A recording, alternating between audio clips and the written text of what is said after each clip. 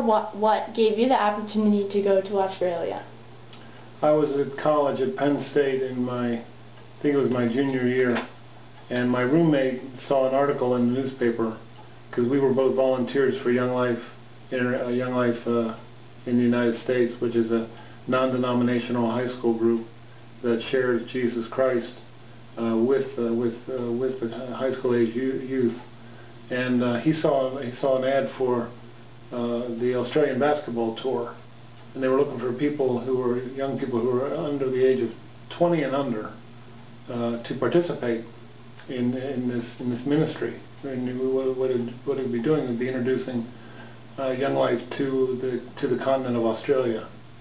And he said, "Why don't you go for it?" And I said, "You know, they got guys that are so much better than I am that'll be trying out for that I won't stand a chance."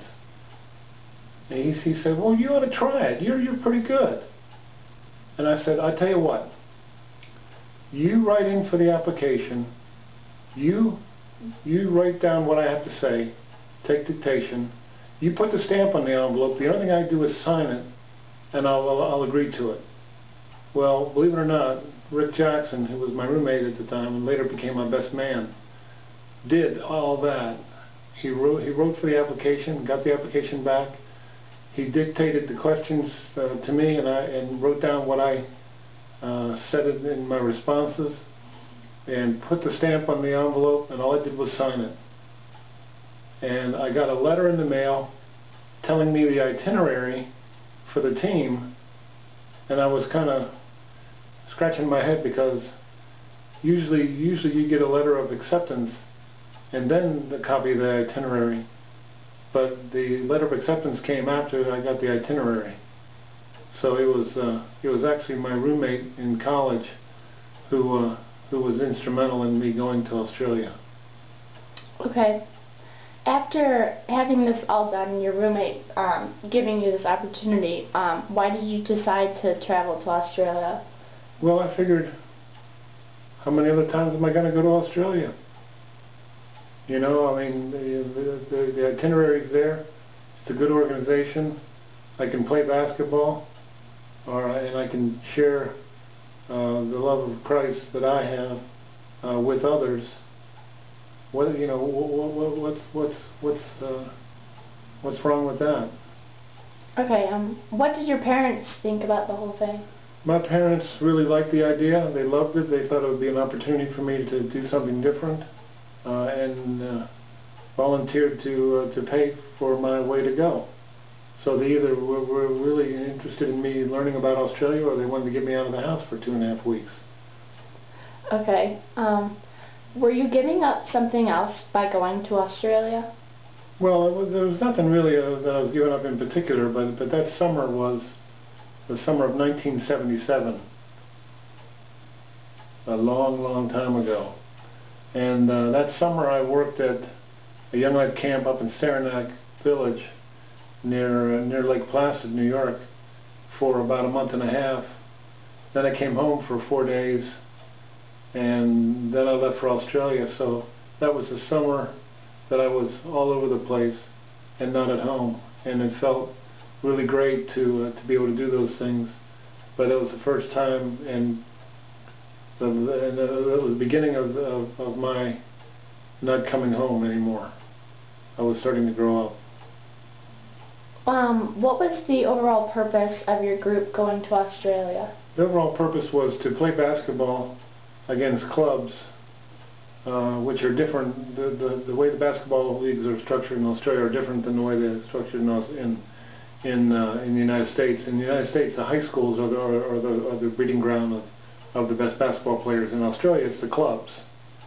The school teams are considered the lousy teams. It's the club teams that are the better teams.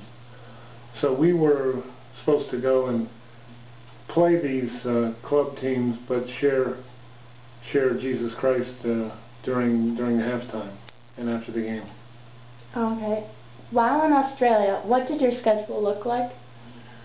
Well, when we first met, everybody met in San Francisco. It was the first time that we had ever seen each other. And then we flew to Hawaii to train. Yeah, we had to fly to Hawaii to train. Rough gig that was. We were up at 7 in the morning playing basketball, and then to about 9, then we broke for the day, and we came back at about 7 o'clock at night and practiced. And the reason that we did is because the gym was not air conditioned. But the only time you could stand the heat in Hawaii was early in the morning and late in the evening. So we would have very long days with practices as barbells at the end of each beginning and the end of each day. Did you go sightseeing? We went sightseeing in Hawaii, and I got to tell you the story.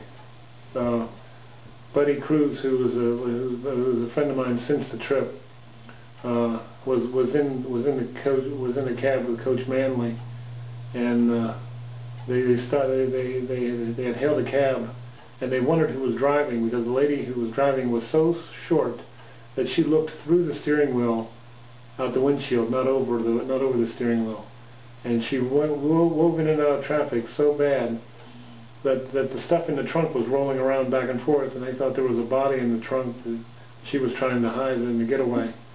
But what was the question? Did you go sightseeing? Oh yeah, and yeah, that was in Hawaii. In Australia, we had a snowball fight in August. Awesome.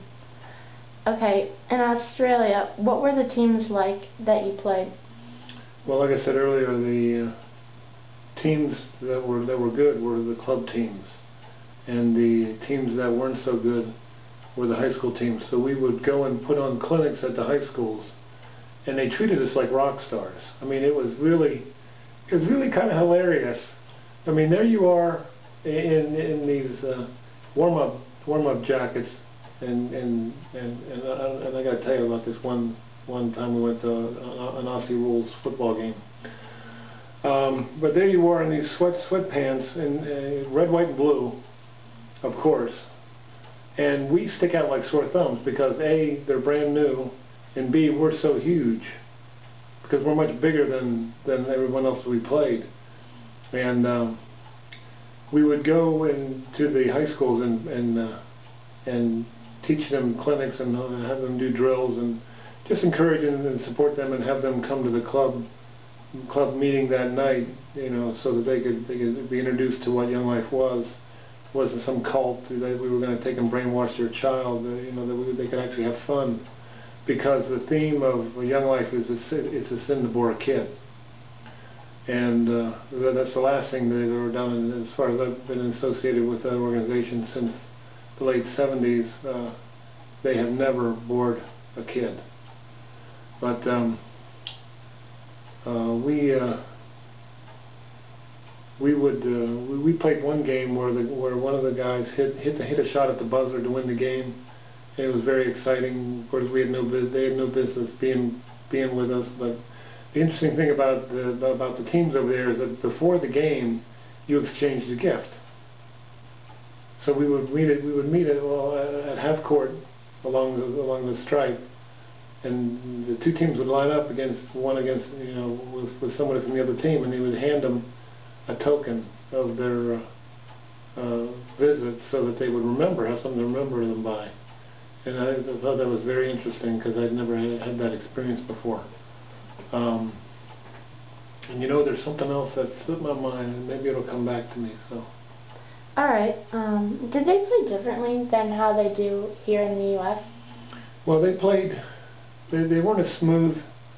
They weren't as fluid. They weren't as fast.